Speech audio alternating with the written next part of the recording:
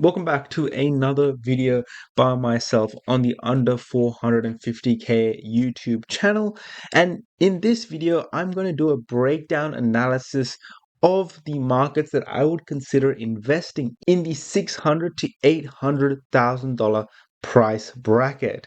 And there are a couple of reasons why I am doing this video, and it's because one, there are a lot of comments on my YouTube channel about this area and about this price range and suburbs within this area, including Carrum Downs, Frankston North, Epping, etc. And it also coming off the back of the fact that the video that I did for under $600,000 did really well. So it indicated to me that a lot of people were looking at this area to invest into, and I wanted to give them a couple more options. So I do hope you find this video useful, and make sure you watch it through till the end to make sure you understand all the reasons why I would consider investing into a location and why I wouldn't consider investing into a location, and making sure that you fully understand my opinions about an area and the facts that are associated with, and then you can take that analysis away and do whatever you want with it. I'm never going to sit here and tell you should invest here, you shouldn't invest here.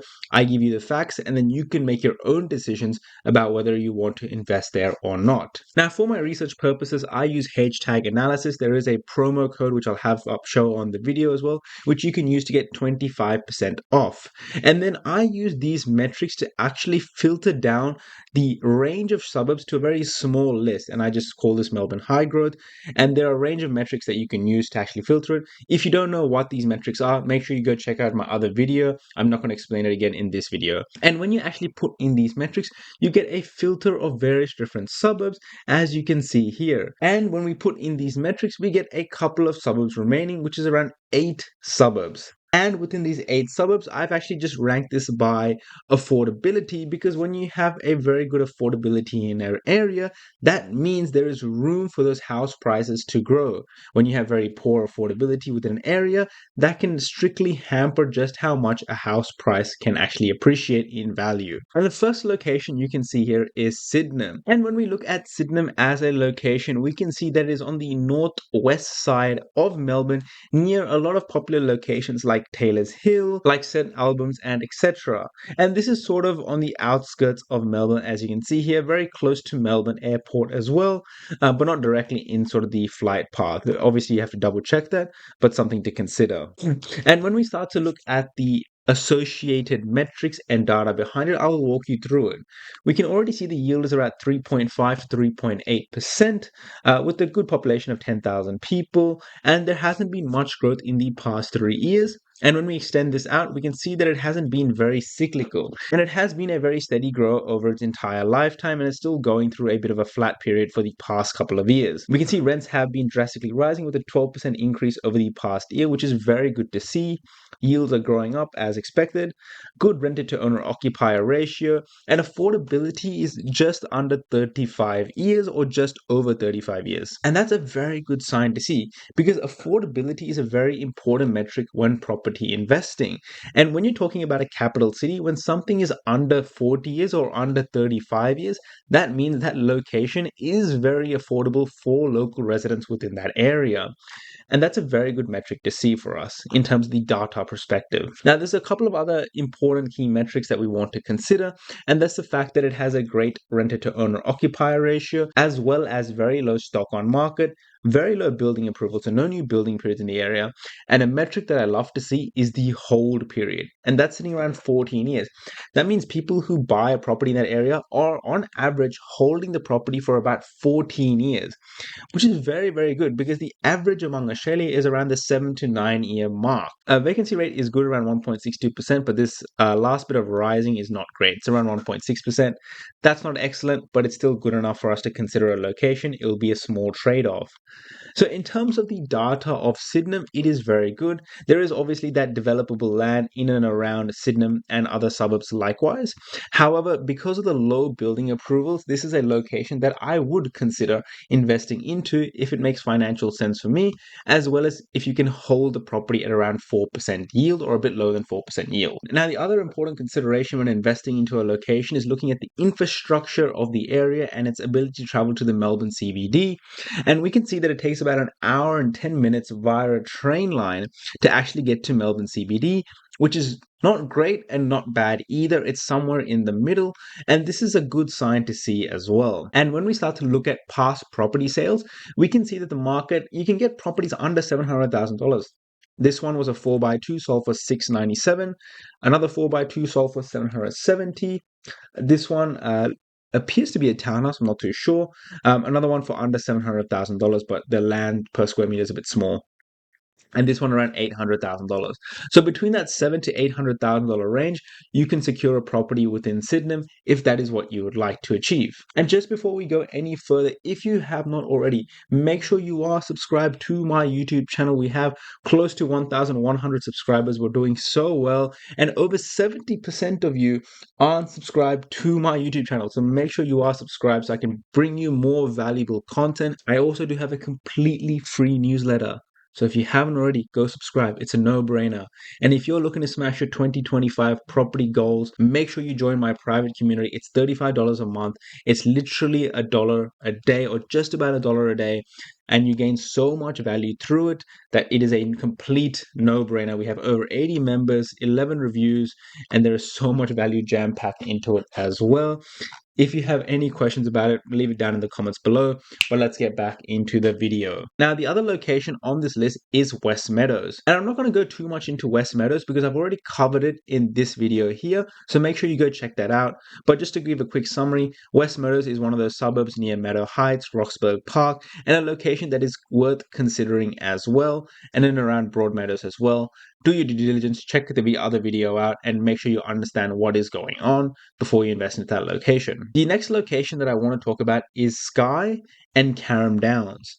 Now, Carrum Downs is arguably my most favorite suburb out of this entire list for a variety of different reasons, and I'm going to break it down for you. All right, and I'm quickly just going to go over Skye and tell you exactly why I probably would want to avoid this area. And the main reason is when you look at this location, a bunch of these properties looks like a mass developed new housing development areas. And these are the sort of homes that we want to be avoiding, generally speaking, because they have a poor land to asset ratio.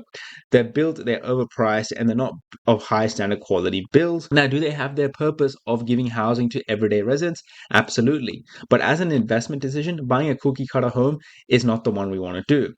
But say, for example, we bought this house here. I know this is on a T-junction / corner block, but if we bought a house with a better land component, it is a wiser decision to make. So let's leave Skye out. But what I want to look at is Carrum Downs. Now, Carrum Downs is $750,000 to buy, around 3.8% yield. Very good metrics on the RCS scores, but I don't like to go into them. Again, the past 3-year growth, it's been flat for quite a bit of time. A very high 10-year growth above 7% average, which means it's done very, very well. However, I still consider this location despite outperforming the average of Australian property. Had very good rent increases. Yields are also increasing, which is very, very good to see. Now, affordability is still around the 35-year mark, which means this suburb is extremely affordable.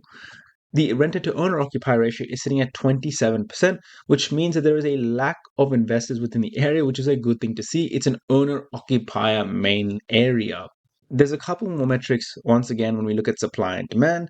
Stock on market, extremely low, around 16 listings. Building approvals, extremely low. And we need building approvals to stay low because when we look at Carrum Downs, there is an immense amount of developable land around it. And I know that's not directly within Carrum Downs as a suburb, but if you start building houses here, that's going to affect the property prices here as well. However, when we look at the building approvals, because it is so low, that is a good sign for us to invest into that area. Not only that, properties are selling within 17 days of being listed, which is just incredibly low. Vacancy rate 0.55%, which means there's high rental pressure within the area, and vacancy rate is also falling for the past 4 months. And these are all important metrics for us to see from a data perspective, which is really, really good. There's also a couple of other points about Carrum Downs as well. There's also a very heavy industrial section of Carrum Downs and as well as Frankston, which all collate in this area here. There are a lot of jobs within this area and people who also work in this area. And just to be clear, Frankstown is over here, so this sort of falls under the Frankstown LGA. And you can also see that it falls under this location as well. And when we look at the Frankston LGA or the Frankston economy, there's about 150,000 people supporting about 60,000 jobs with an economic output of about $20 billion. So very strong economic output. A lot of it includes healthcare, rental, construction, manufacturing, electricity, and gas.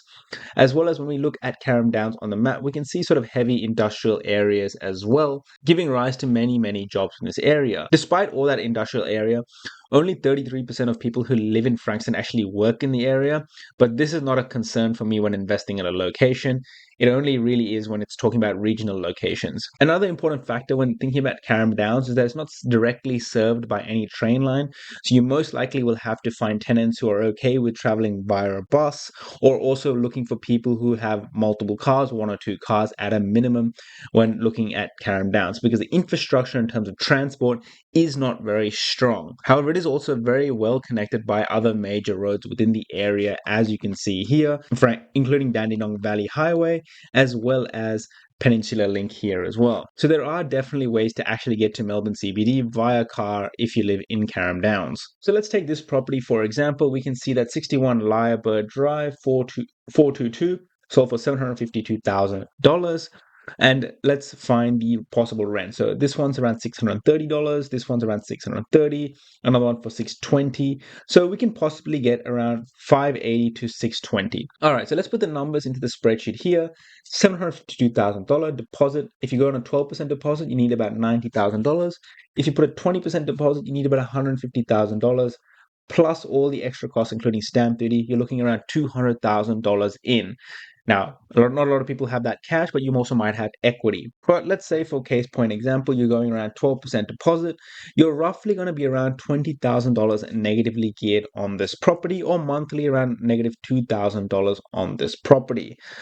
So when you invest into a location like this, please, please, please run your numbers.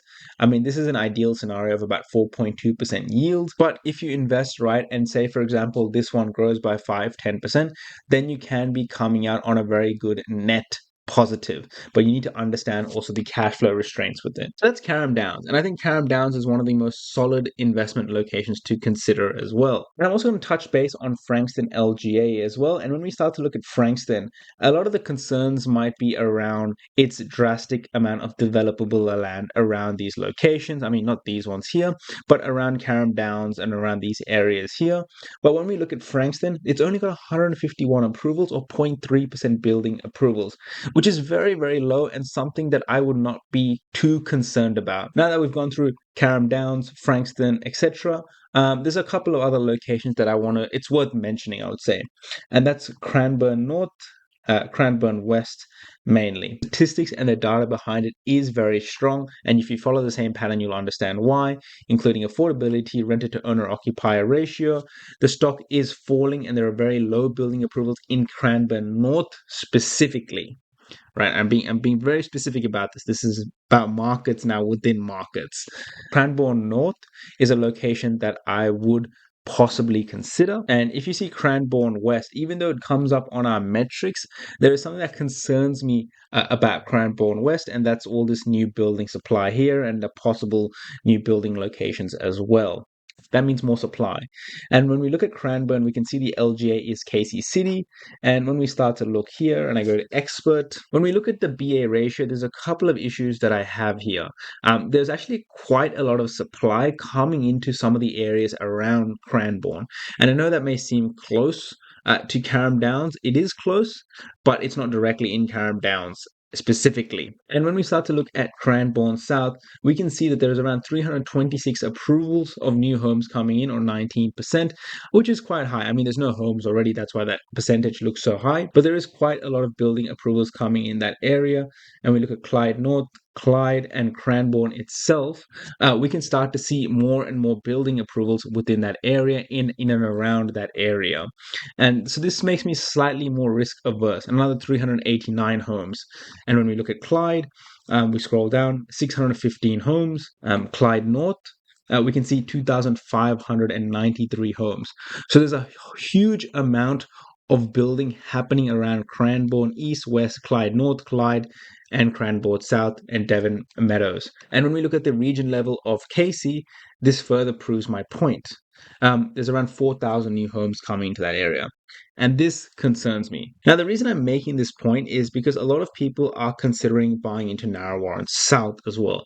And not just within people in my community, but there are also buyers agents talking about this area. And I thought I'd give my 2 cents. And I've already explained that within Cranbourne area, we're having a lot of building approvals, a lot of new homes within this area. And that is very, very concerning. So then would you consider another suburb within this location? Well, that's when it's about markets within markets and the different infrastructure dynamics of an area. And we have to look at Narrawarrant South. And sorry for all the tabs now. It's just this is what it takes to do proper research and proper analysis. And this is when the price becomes sort of out of this 800K range and really starting to peak into the $1 million homes. We can see the pretty standard rental increases are very strong. 17 rented to owner occupier ratio, which means it's also very good owner occupier driven area.